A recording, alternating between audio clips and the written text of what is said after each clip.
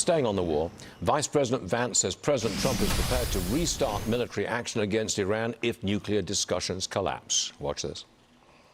We have an opportunity here, I think, to reset the relationship that has existed between Iran and the United States for 47 years.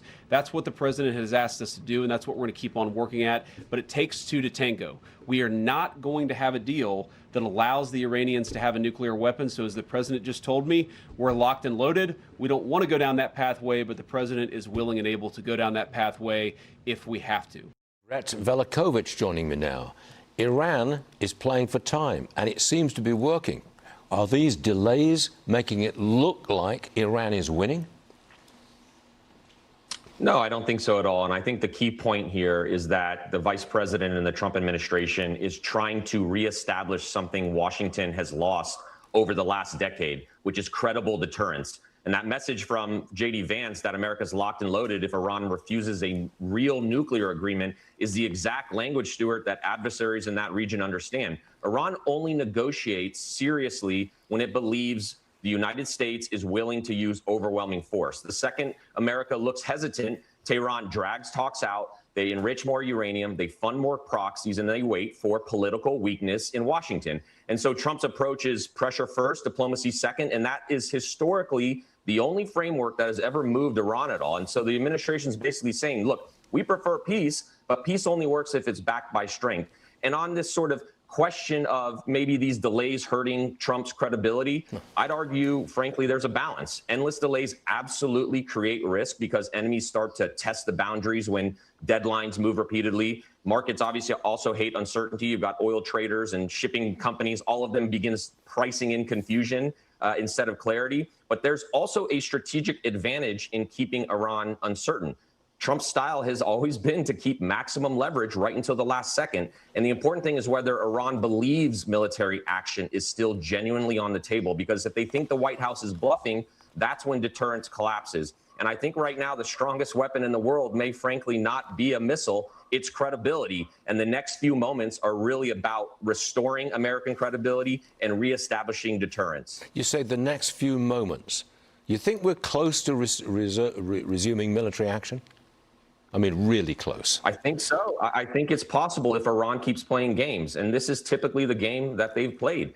You know, and the United States has to hold form or hold strong. Like, the bottom line is now is not the time to let up. If we let up, you hand Iran survival. You hand them exactly what they have wanted to use for decades as a tactic. This regime right now is trying every single game they can to survive long enough to rearm. And this may be the best opportunity we've ever had in history to fundamentally change the trajectory of this regime. If we stay the course, we force a reckoning, and the cost of backing down is generational. It's generational right now, so we have to stop them now.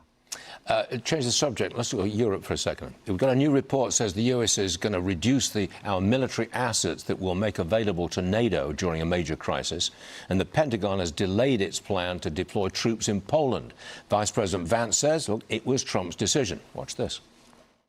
He wants to pursue an American policy that focuses on the interests of the United States. And part of that foreign policy is not to reward Putin or not to punish a country like Poland, which we love. We love Poland. We love the Polish people. No. What we're trying to do, what our foreign policy is geared towards, is promoting European independence and sovereignty. We want Europe to take more ownership over its own territorial integrity. We want Europe to step up in a big way. But Brett, all of this does weaken NATO, doesn't it? Yeah, I will say Poland has been a great ally, more so than many other countries in that region. But the NATO issue here is bigger than Europe wants to admit. America has spent decades subsidizing the security architecture of wealthy nations that are fully capable of carrying more of the burden themselves. Personally, I've never seen NATO do much of anything when I was a soldier. When I was overseas, we had, the British SAS, the Aussies, Polish Grom. That was about it. The others really just used this for experience and pretended that they were doing anything to help with the war effort. But yet we send them money right now for Ukraine, and they buy foreign weapons with it instead of American, companies' weapons that frankly have better technology. That's a whole separate issue. But the reality is the U.S. cannot simultaneously police Europe, secure the Pacific against China, stabilize the Middle East, defend shipping lanes, and absorb exploding debt indefinitely. Europe has to become a stronger military partner, not a permanent dependent. And so if troop reductions in Poland or elsewhere push Germany, France, and the rest of NATO to finally accelerate defense spending and industrial production, that is strategically healthy for the alliance long term. NATO works best when America leads and Europe contributes seriously, not when the U.S. acts as Europe's permanent security blanket. Brett Velicovich, thanks for joining us. I know we'll see you again soon. Thanks, Brett.